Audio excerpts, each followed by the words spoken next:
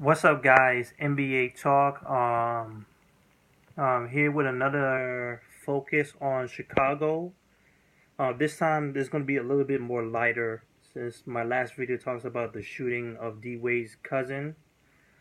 This is going to be more. This is going to be focused on the team itself, since we're on the subject of Chicago and we're getting closer and closer to the NBA season. I want to focus on a couple of subjects that have been talked about throughout the entire offseason. Well, at least sort of the postseason, and seeing how the teams are looked at, what they're going to do for the season, the playoffs. This is just analysis of what could go down and what's going on. So we have the Chicago Bulls, and people have talked about Chicago Bulls being pretty much one of the most confusing, um, random assembled roster we've seen this off season. Being how the free agent choices, the trading, um, came into play, and how it's supposed to pull out. So so here it is. First off, the trade. Let me just backtrack of how things went down for them. The trade, which they said Derick Rose and Justin Holiday to the New York Knicks in exchange for Rob Lopez, Grant, um, Jose Calderon, who got traded to the LA Lakers. Um, a lot of people said that this is the pretty much the moving of the torch, which will pretty much give Jimmy Butler, they're probably their best player right now, um, the roast, the crown, being the guy, being the leader for this team, and they're going to surround him from now on with this team assembled. Uh, they also gave up Joakim Noah. I don't know why for. Um, I think he's a much better defensive player than Rob Lopez, and he's a better rebounder. He is a better pass assist guy than Rob Lopez. I think the only thing really Rob Lopez has over Joakim Noah is his offensive game. I think he's more of a better offensive player than Joakim Noah, but that's pretty much it. Joakim Noah being a defensive player of the year. Now he's with New York. They let him go. People are wondering why. I'm wondering too because they're starting to move more closely to an offensive game. That is it's kind of like the situation with the Houston Rockets with Mike Antoni being the head coach, and they're getting all kinds of offensive players, strictly only offensive talents, and they're just going more and more of an offensive mentality.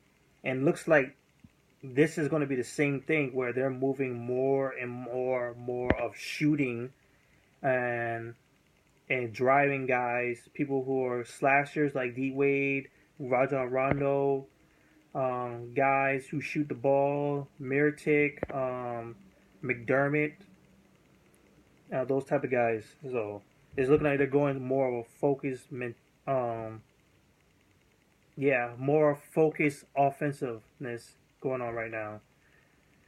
Um, they also have the head coach Fred Hoilenberg, who is also focusing on the offensive game. So that's what it looks like they're going towards in the future.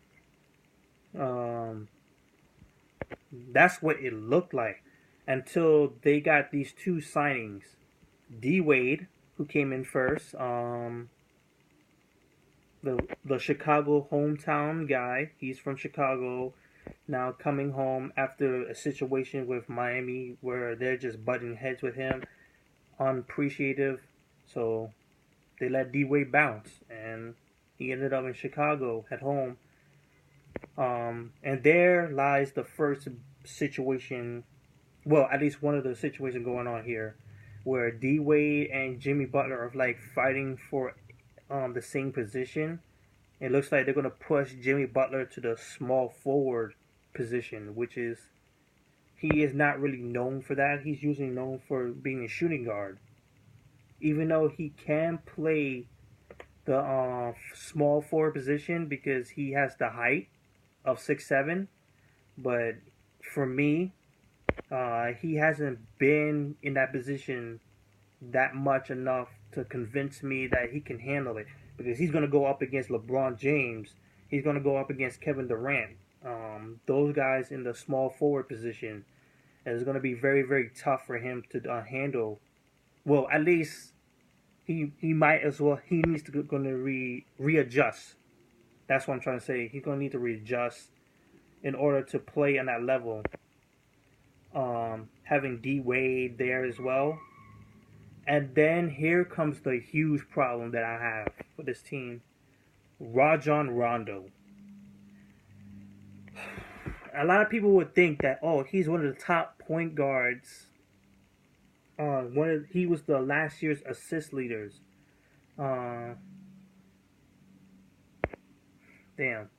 How to put this? Yes, he is a top tier point guard. Especially when he was with Boston. He was playing very good with them. But his game has truly been exposed, especially in Sacramento. First off in Dallas, where he doesn't seem to be easily controllable.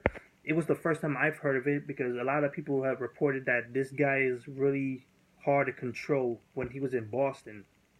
And it really showed in Dallas, where he did not want to stay there. In Sacramento, he got some heat and negativity going on with him, with the ref calling him gay, gay slurs, all that. His game was kind of exposed as he being a ball hog, that he would wait until the shot clock almost expires to pass on to a next shooter or next guy slashing in to get the assist. That he was primarily focused on is racking up the assists, and that's it, not making any flow going on with the ball. No ball movement going on to make it easier for the team. And after looking at the footage, after YouTube was showing me this, it's kind of looking like that is actual fact. That this guy is a real ball hog. He has a real attitude. He just rubs me off the wrong way.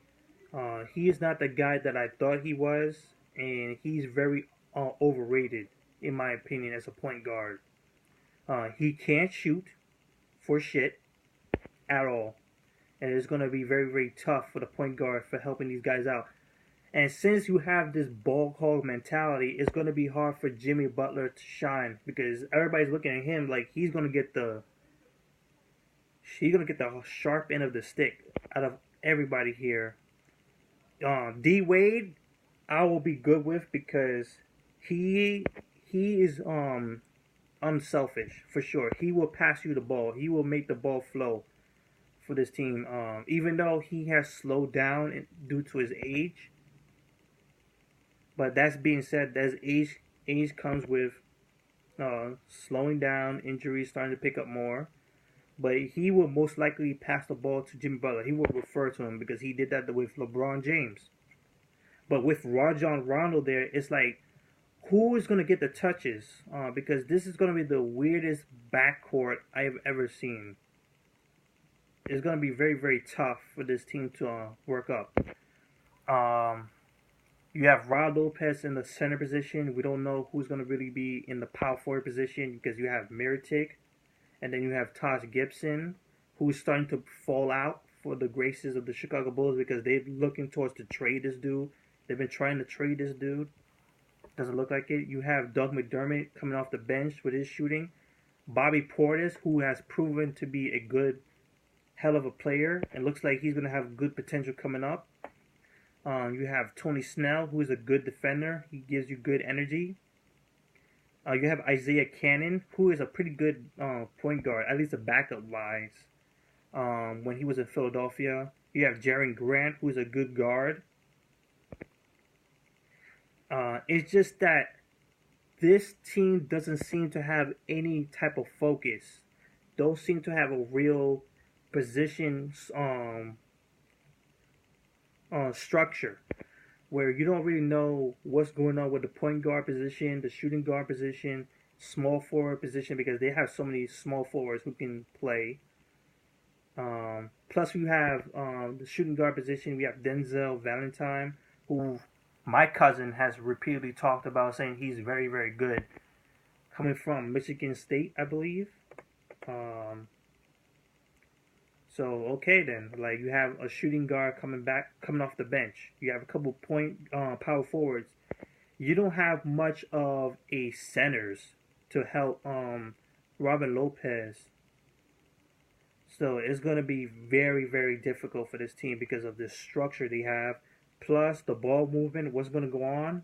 I think they're going to have a good time with the 3-point shooting.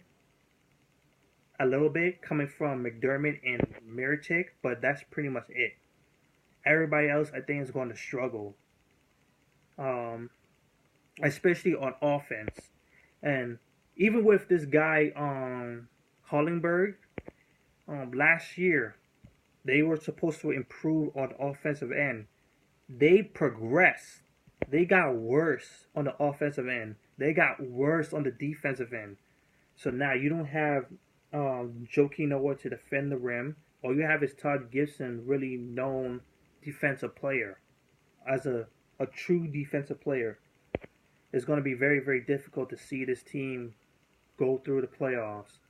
I'm not sure if they're going to make the playoffs the way how they look, because the other teams will look more constructive than this team. So that's just me. Leave your comments below. I know a lot of Chicago fans I have subscribed. So please give your notes, give your 2 cents on what you think about the Chicago Bulls situation.